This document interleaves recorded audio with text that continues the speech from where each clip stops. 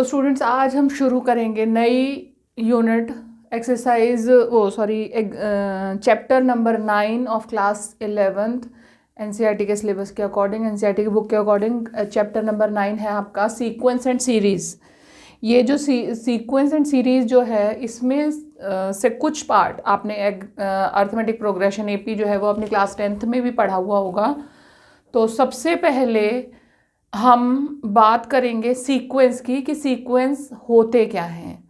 तो सीक्वेंस का मतलब जैसे जनरल टर्म आप यूज़ करते हो सीक्वेंस, उसी तरह से सीक्वेंस का मतलब वही जनरल टर्म, उसी को हम सीक्वेंस को मैथमेटिकल टर्म भी उसी को ही यूज़ करेंगे। जनरली जब आप यूज़ करते हो सीक्वेंस वर्ड का, जो वर्ड आप यूज़ करते हो सीक्वेंस का मतलब क्या होता है कि 1 बाय 1 आप अरेंज करते हो किसी चीज़ को, किसी ऑर्डर में अरेंज करते हो या किसी पैटर्न में अरेंज करते हो, तो उसी को सीक्वेंस कहते हैं। तो हम ये भी कह सकते हैं कि सीक्वेंस क्या है, सीक्वेंस इज अ पैटर्न और किसी तरह का ऑर्डर, या तो असेंडिंग ऑर्डर है या डिसेंडिंग ऑर्डर है, वो आपका सीक्वेंस होता है। ठीक है, तो सीक्वेंस में क्या होता है कि आप जब कोई सीक्वेंस होता है तो उसमें क्या होता है, जो टर्म्स होती हैं उसमें एक फिक्स्ड पैटर्न आप फॉलो करते हो। कभी ऐसा होता है कि वो अगर मान लो आपका जो सीक्वेंस है वो असेंडिंग ऑर्डर में है, तो जो फर्स्ट टर्म है या उससे नेक्स्ट टर्म में कुछ जो हम ऐड कर रहे हैं, मान लो ऐड कर रहे हैं, तो वो फर्दर उस सेकेंड टर्म में फिर वही जो टर्म हम ऐड करेंगे और वो फिर इसी तरह से आपका सीक्वेंस बढ़ता जाएगा। मान लो हम एक सिंपल हम काउंटिंग भी लिखें तो वो भी एक सीक्वेंस होता है। हमने लिखा 1 2 3 4 एंड सो ऑन। ठीक है, अब इसमें आप देखोगे कि हर टर्म जो पहली टर्म से एक नंबर ज़्यादा है, यानी कि अगर मैं 1 में 1 ऐड करूं तो 2 बनेगा, 2 में 1 ऐड करूं तो 3 बनेगा, 3 में 1 ऐड करूं तो 4 बनेगा एंड सो ऑन।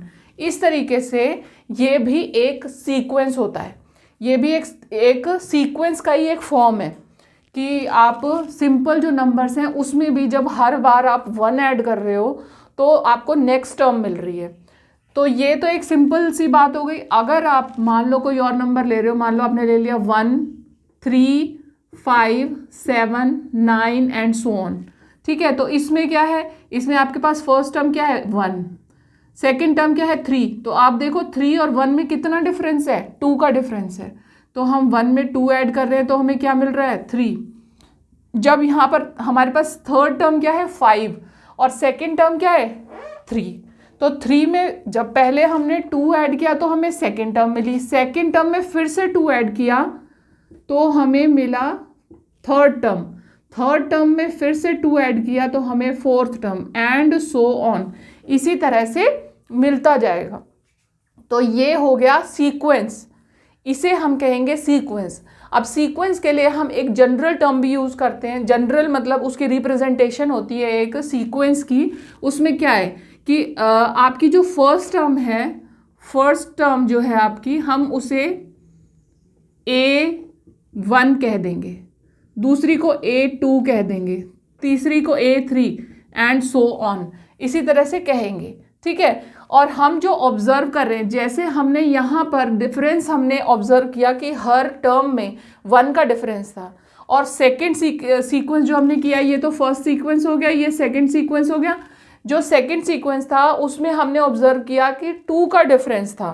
तो जब 2 का डिफरेंस था तो आपके पास ये जो सीक्वेंस बना वो कैसा बना, ऑड नंबर्स का सीक्वेंस बन गया 1 से स्टार्ट करने पर। तो जो सबसे पहली टर्म है वो तो हो गई आपकी फर्स्ट टर्म, ये तो हो गई फर्स्ट। ये जो टर्म्स हैं हमको उनको रिप्रेजेंट कर रहे हैं। हमारे पास फर्स्ट टर्म कौन सी होगी, फर्स्ट टर्म हम लिखेंगे A1। ठीक है, A1। तो जो सेकेंड टर्म है, सेकेंड टर्म क्या है हमारे पास A2 है, A2 को हम ध्यान से देखें तो हमारे पास एक कॉमन डिफरेंस आ रहा है।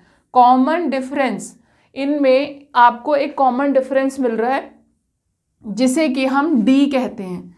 तो वो हम यहाँ पर यूज़ कर लें, ठीक है। ये बन गया A2, और इसी तरह से जब हम A3 लिखेंगे तो हमारे पास क्या होगा, इसी A2 में हमने फिर वही कॉमन डिफरेंस ऐड किया, तो ये आ गया A2 प्लस डी, ठीक है। A3 इज इक्वल टू क्या बन गया, A2 प्लस डी बन गया।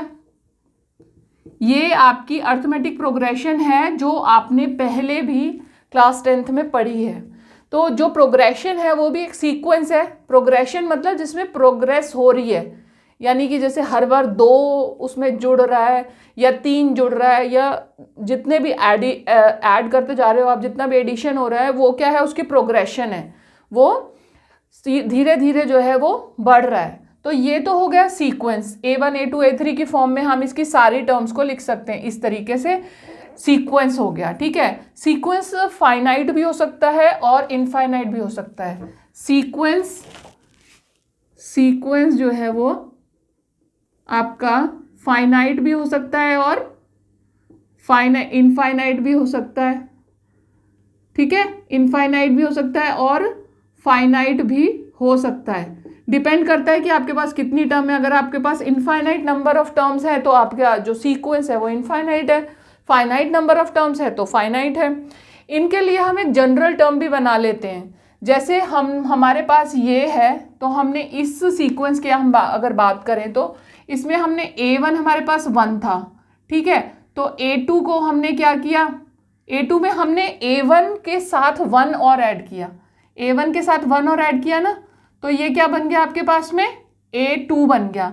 अगर हम इसे n की फॉर्म में लिखें, यानी nth टर्म मतलब कोई सी भी टर्म, अब इसमें हम n जो है वो इंटीजर लेकर जीरो को छोड़ के 1 से स्टार्ट करेंगे, और मतलब नेचुरल नंबर ले लेंगे और इसमें पुट करेंगे, और हमारे पास हर टर्म की वैल्यू आ जाएगी। तो इसको जनरलाइज करने की बात कर रहे हैं।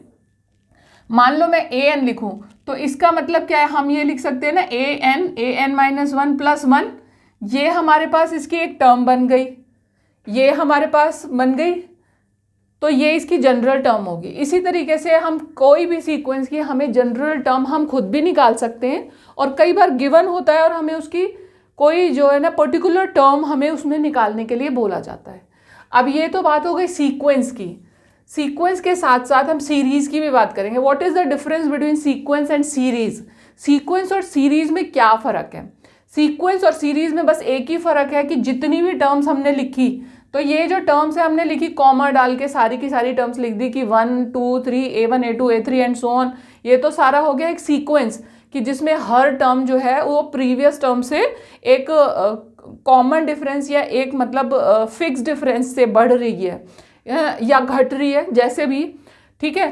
तो ये तो हो गया सीक्वेंस। अगर इन्हीं सारी टर्म्स को मैं ऐड कर दूं, मैं ऐड करके इस तरीके से लिख दूं, तो ये हो गई सीरीज ऑफ बुक्स भी आती है मार्केट में। जब कोई बड़ा ऑथर कोई बुक लिखता है, उसी से रिलेटेड वो फर्दर नए नए एडिशन, नई नई और उसी टॉपिक से रिलेटेड उसको एक्सटेंड करता है टॉपिक्स को अगली बुक्स में, तो वो एक सीरीज भी आती है। तो वो सीरीज का क्या मतलब है, उन सबको जब हम इकट्ठा कर दें तो वो एक सीरीज है।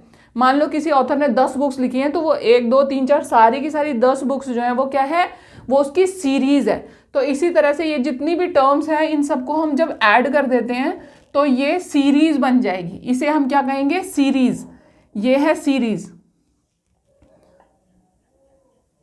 जो ये हो गई सीरीज, ये था सीक्वेंस, ये हो गई सीरीज, ठीक है। अब यही फर्क था सीक्वेंस और सीरीज में। अब अगर हम ये कहें कि हमने मान लो ये जो हमारे पास सीरीज थी, सॉरी सीक्वेंस था, ये सीक्वेंस था, ठीक है, इसमें हमारे पास 10 टर्म्स थी, तो हमारे पास हमारी जो इस सीक्वेंस की जो सीरीज बनेगी वो क्या बनेगी, 1 + 2 + 3 + 4 + 5, मान लो 5 टर्म्स मान लेते हैं हम कि ये 5 टर्म्स का सीक्वेंस था, और इसकी हमारे पास सीरीज बनी ये।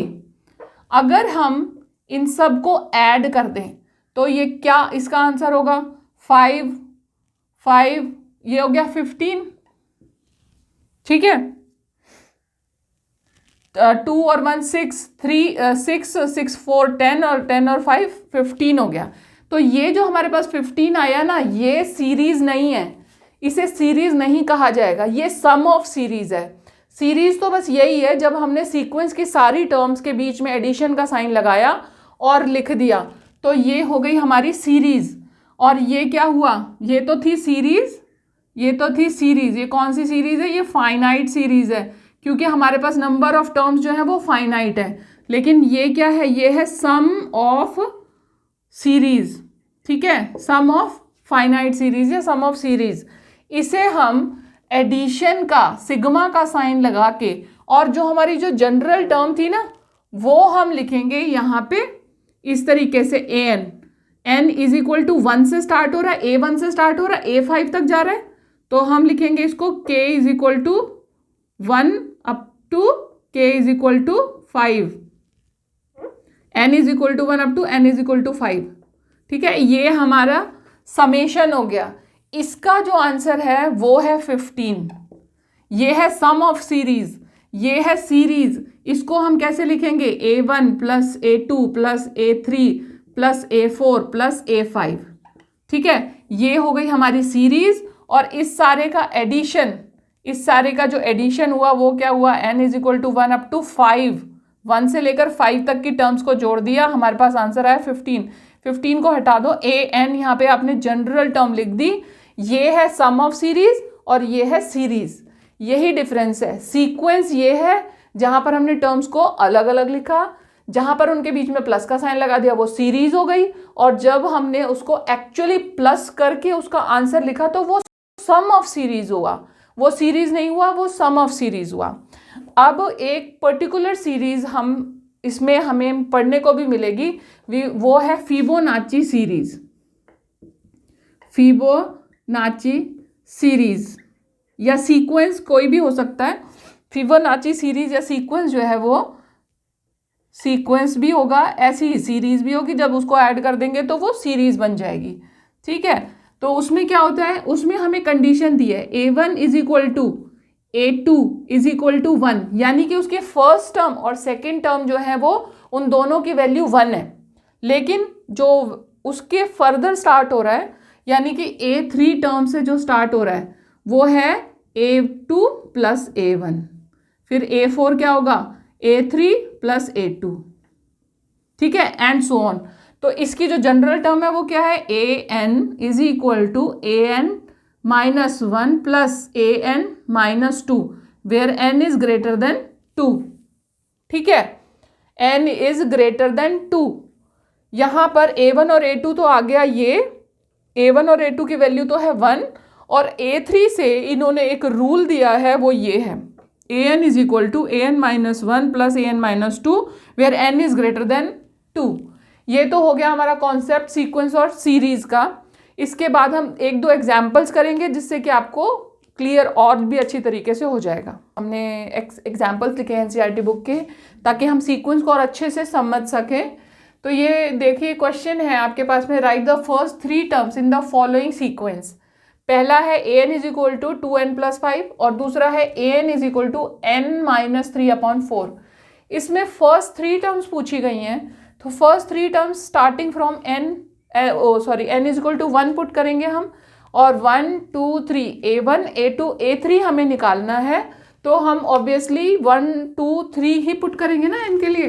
तो हमने किया putting n is equal to 1 2 और 3। ठीक है, पहला आया A1 is equal to 2 multiply 1 plus 5, ये हो गया 2 प्लस 5 इज इक्वल टू 7। ठीक है, A2 is equal to 2 multiply 2 plus 5 is equal to 4 plus 5 is equal to 9। A3 is equal to 2 multiply 3 plus 5, ये हो गया 6 प्लस 5 इज इक्वल टू 11। ठीक है, A1 A2 A3 आपके सामने है, सिंपल है। इसमें आप देखोगे ध्यान से तो सब में 2 2 का आपको डिफरेंस मिलेगा। इसमें भी आपको जो पार्ट 2 है इसमें भी आपको यही करना है। इसमें जनरल रूल दे रखा है an is equal to n minus 3/4 आपको दे रखा है, और आपको इसमें वैल्यू पुट करनी है, और आपको n is equal to 1 2 3 put करना है और वैल्यू फाइंड आउट करनी है। तो 1 2 3 पुट करेंगे क्योंकि हमें फर्स्ट 3 टर्म्स की ज़रूरत है। n इज इक्वल टू 1 2 और 3। ठीक है, A1 तो इसमें 1 पुट किया, 1 minus 3/4 is equal to minus 2/4 हो गया। ऊपर नीचे कैंसिल कर दो, -1/2 हो गया। दूसरा है A2 इज इक्वल टू 2 - 3/4, तो ये हो गया -1/4, -1/4 हो गया। A3 इज इक्वल टू 3 - 3/4 यानी कि 0/4 यानी कि 0। ठीक है, तीनों टर्म्स आपके पास आ गई। इसी तरह से आपको सारे क्वेश्चंस आसानी से हो जाएंगे। आपको सिंपल एनसीईआरटी की बुक में क्वेश्चंस बहुत ज़्यादा मुश्किल है नहीं एक्सरसाइज 9.1 करने के लिए। तो आई होप आपको ये एग्जाम्पल्स क्लियर हो गए होंगे। अब हम आगे अपनी एक्सरसाइज 9.1 भी करेंगे।